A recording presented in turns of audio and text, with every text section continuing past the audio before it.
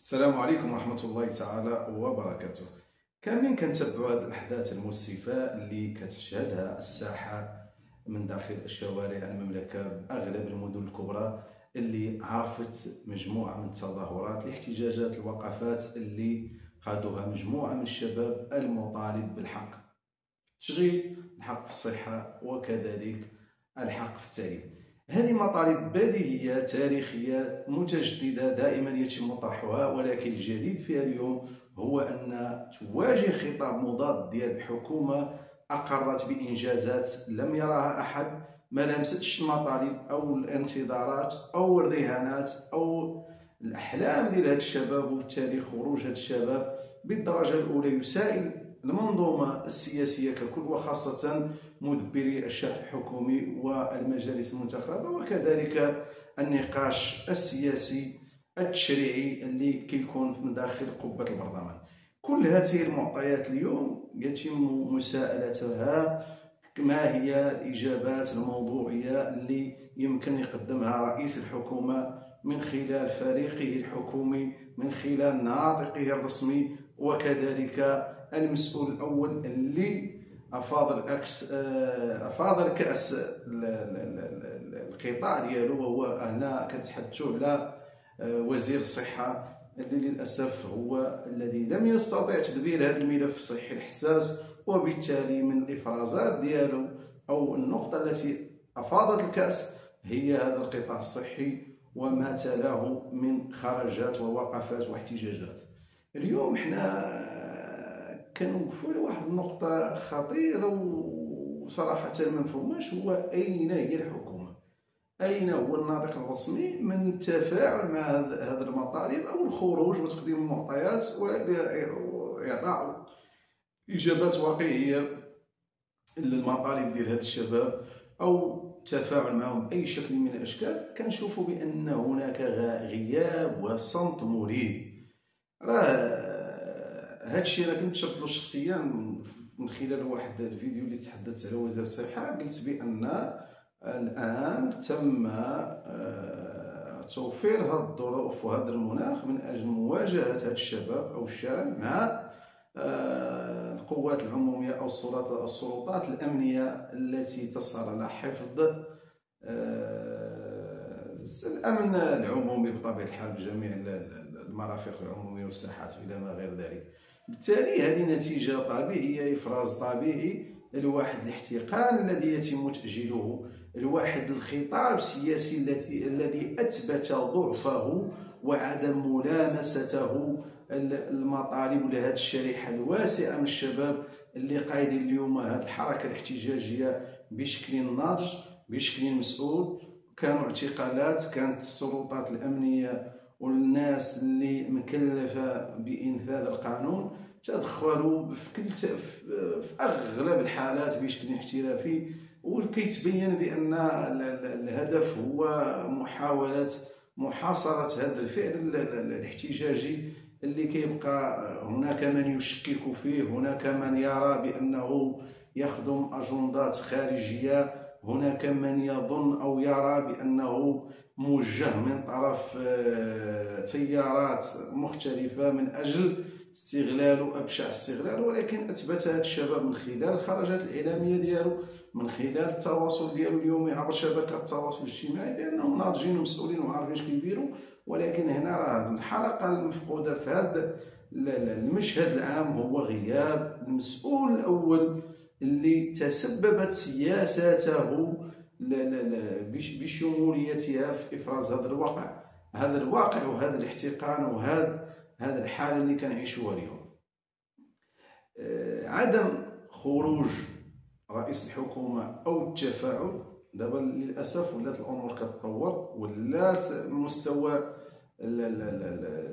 الاحتقان كيتزاد، وبالتالي يمكن انه هادشي يتطور، لان هناك من يتربص بهذا الاحتجاجات ويحاول بشكل من الاشكال انه يخرج ويركب عليها. شاهدنا مجموعه من البيانات ديال تيارات احزاب سياسيه للاسف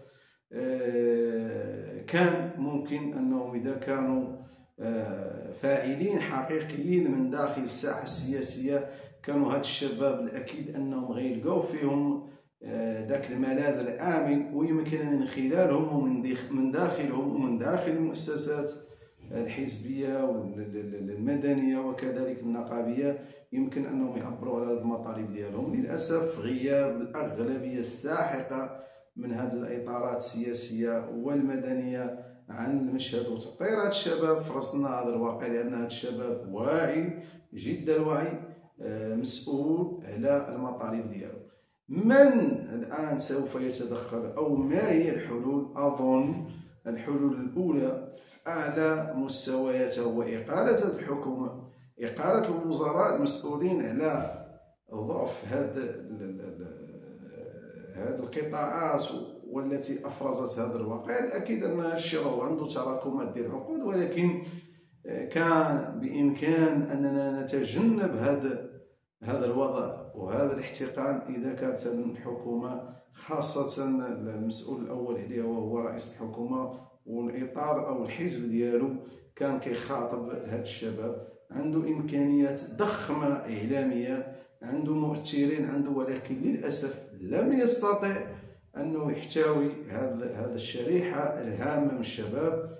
هنا كنتسائلوا مع جميع هذا البروباغندا الإعلامية التي كانت تسوق لهذا الشباب منذ هذه الولاية، أين اختفت؟ أين هم آلاف الشباب الذين ينخرطون من ضمن هذه الأحزاب ديال الأغلبية؟ فين هم اليوم؟ فين هم دوك الشعارات؟ بالتالي لو أن كانوا هذه الإطارات أو هذه الأحزاب المشكلة الحكومة واللي عندها إمكانيات ضخمة استطاعت أنها تقترب من هذا الشباب، الأكيد لم نصل إلى هذا المستوى من الاحتقان ومن هذا شد الحبل بين الشباب والأمن بمختلف تلاوينه. كيبقى لنا هنايا ماذا ينتظر هذا الشباب؟ شنو هي الرؤية ديالهم؟ ما هو أفق هذه التظاهرات؟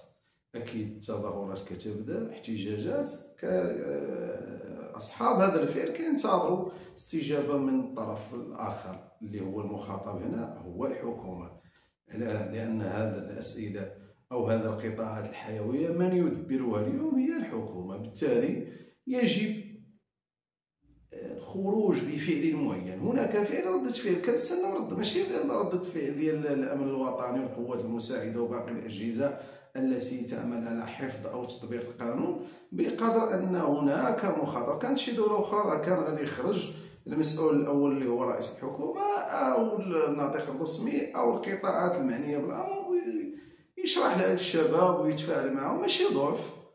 أودي ها اللي عندنا، ها اللي درنا، ها الإنجازات اللي حققناها، ها الإكراهات، ها النواقص، ها فين يمكن أننا ندخلوا نطوروا هادشي، وها عندنا شي برنامج استعجالي اللي يمكن يجاوب على هاد الأسئلة ديالكم الآنية والموضوعية والمنطقية والمسؤولة اللي طالبوا بها الشباب. تراكمات ديال سنوات دائما كنا كنشيروا لها، كنقولوا هناك تأجيل الأزمة معينة سوف تنفجر يوما ما.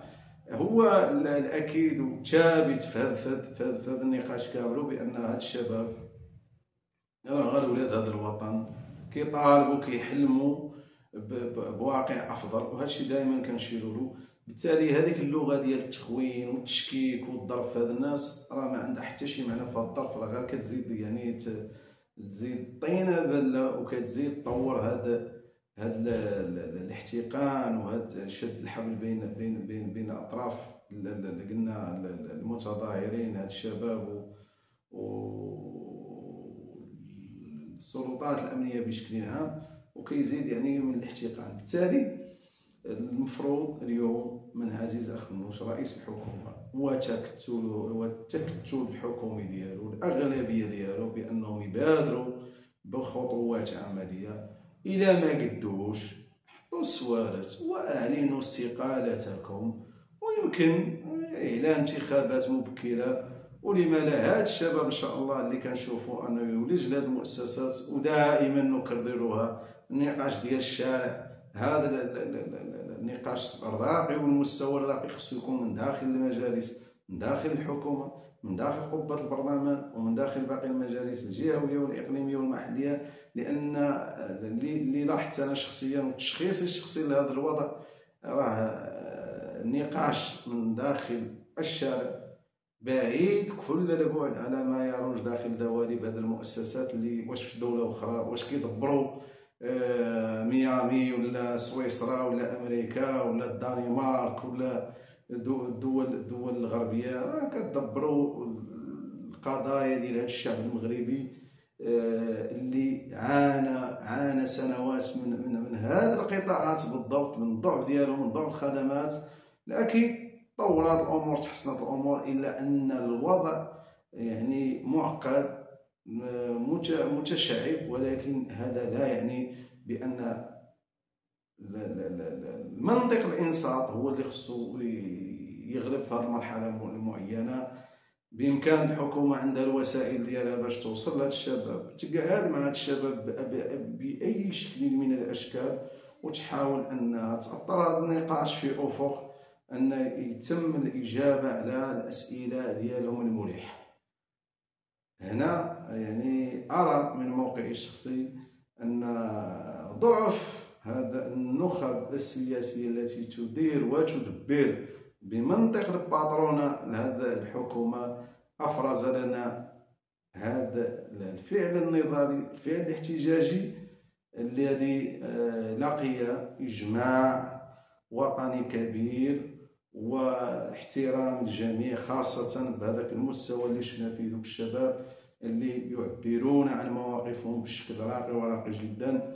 هناك بعض الانزلاقات نتمنى انها ما تطورش، ونتمنى انه يتم احتوائها. نقطة مهمة، الأمن الوطني لحدود ساعة وملاحظتي الشخصية وحسب التراكمات التاريخية يتعامل بكل احترافية مع التظاهرات.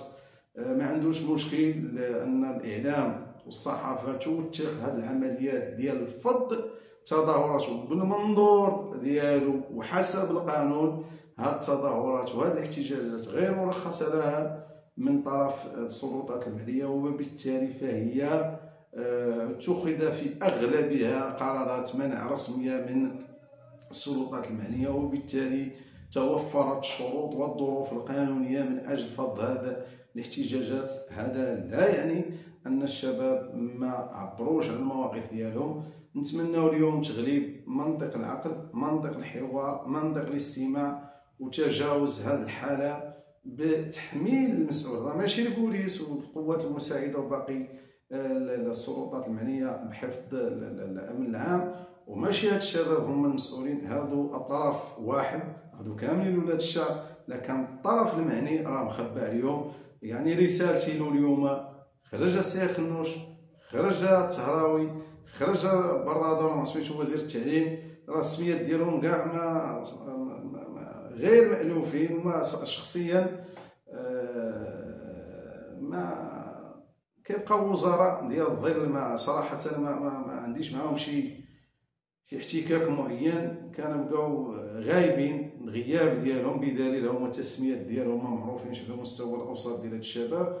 نزيدو طالبي العالمي، دائما انت في خرجاتك الاعلاميه والمتكرره. اليوم مطالب الجميع، خرجوا تكلموا مع الشباب، خرجوا قدموا لهم اشنو درتوا، فين عندكم مشكل، وشنو هي الاكراه، وفين هاد الشباب، شنو المستقبل ديال هاد الشباب في بلادهم، اشنو كيشوفوا، يعني شنو الاحلام اللي كتقدموا لهم. هنا غادي نختم. نتمنى من الشباب يكون اكثر نضجا في التعاطي والتعاون مع التظاهرات. الرساله وصلت، الجميع يعي اليوم بالضروره الحتميه ديال التدخل السريع لحل هذه المواضيع وهذه القضايا. خصها شويه وقت، ولكن هذا لا يعني اذا كانت الاراده والرغبه بحال ما دبرنا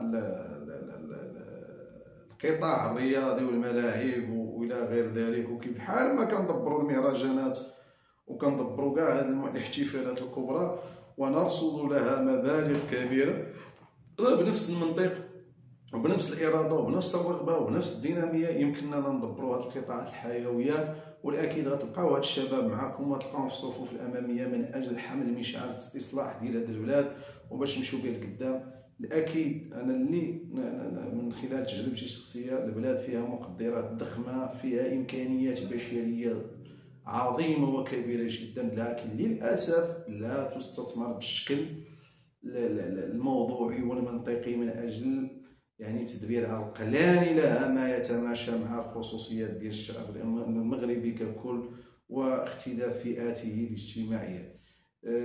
شكرا لكم جزيلا، ونتمنى رسالة أخرى للجميع: تغليب منطق الحوار، الاستماع، عدم التصادم. وبان الشباب تبارك الله ملي كيجيو يعني العناصر ديال الأمن بانسيابيه وباحترام يعني الاخوان الشباب كاملين يعني يلتزمون بالقانون، تم اعتقال مجموعه منهم، اطلاق سراحهم. نتمنوا ان هذا الشيء يعني ما يشدش هذا البعد ديال الاعتقالات والمحاكمات الى غير ذلك، ولكن يبقى في اطار شباب خرجوا، السلطات الامنيه قامت بالدور ديالها، ولكن هنا من يتحمل المسؤوليه هو هذا الفاعل اللي غايب علينا اليوم، اللي ما عندوش القدره والجرأه، واللي نتمنى هاد الرساله توصلوا، وفي القريب العاجل اليوم قبل غدا خاصهم يخرجوا ويتفاعلوا مع الشارع، يتفاعلوا مع الشباب ويعطوا اجابات موضوعيه. وديك الساعه يعني هاد الشباب راه بالنضج ديالهم والوعي ديالهم غادي يعني يعطوا مساحه ويعطوا فرصه ويشوفوا ماذا سوف يتم تحقيقه على مستوى تدبير هذه الملفات الحارقه. وشكرا جزيلا لكم.